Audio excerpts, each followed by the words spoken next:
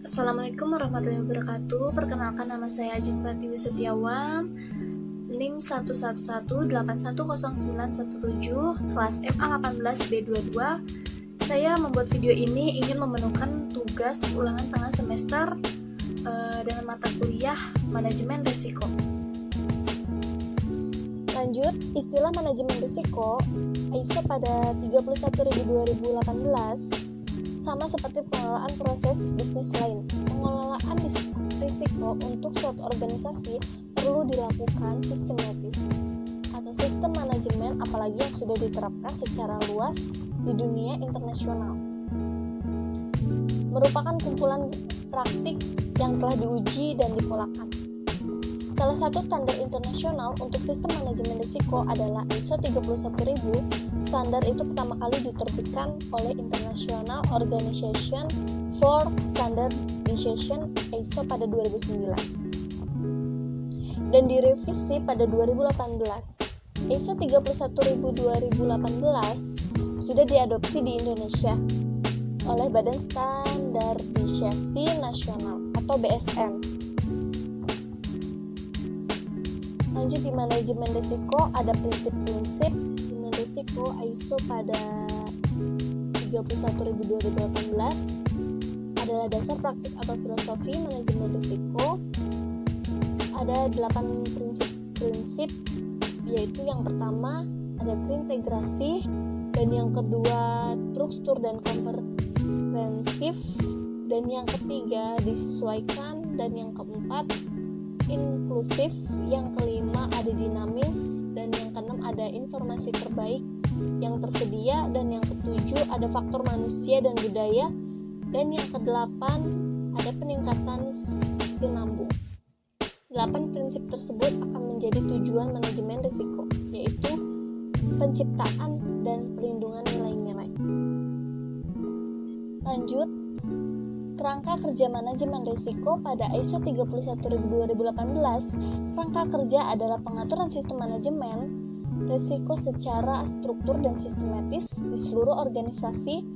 Kerangka kerja manajemen risiko pada ISO 31000/2018 terdiri dari yang pertama integrasi, dan yang kedua perancangan, dan yang ketiga implementasi, dan yang keempat evaluasi, dan yang kelima perbaikan. 5 kerangka kerja tersebut dapat membentuk leadership and commitment. Lanjut, ada proses manajemen risiko pada ISO 31000/2018. Proses adalah aktivitas pengelolaan risiko yang berurutan dan saling terkait. Proses manajemen risiko pada 31000/2018 terdiri dari yang pertama lingkup, konteks dan kriteria, dan yang kedua ada penilaian risiko, dan yang ketiga ada penanganan risiko. Lalu yang ketiga, proses besar tersebut didampingi oleh ketiga proses, yaitu yang pertama ada komunikasi dan konsultasi, dan yang kedua ada monitoring dan review, dan yang ketiga ada pencatat dan pelaporan. Di manajemen risiko ada risk assessment. Risk assessment atau penilaian risiko adalah metode yang sistematis untuk menentukan apakah suatu organisasi memiliki risiko yang dapat diterima atau tidak.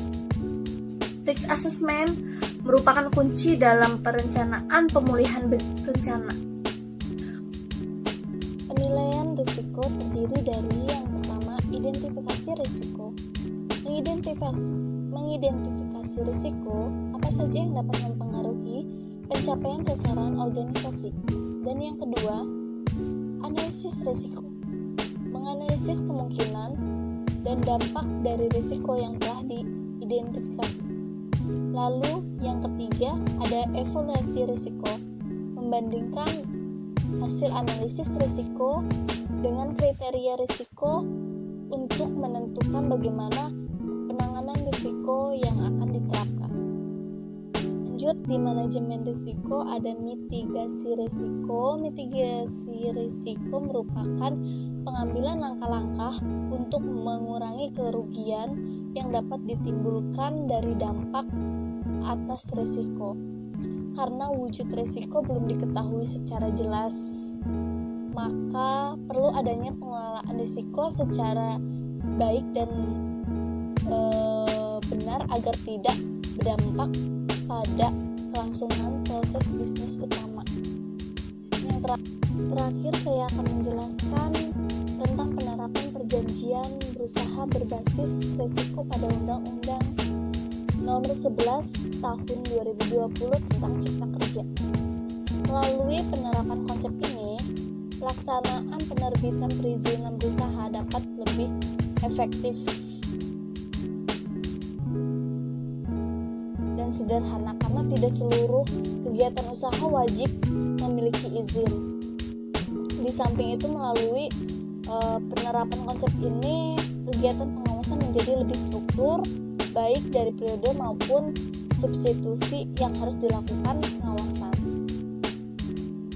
Dan dari penjelasan tadi, mohon maaf apabila ada salah-salah kata dan belum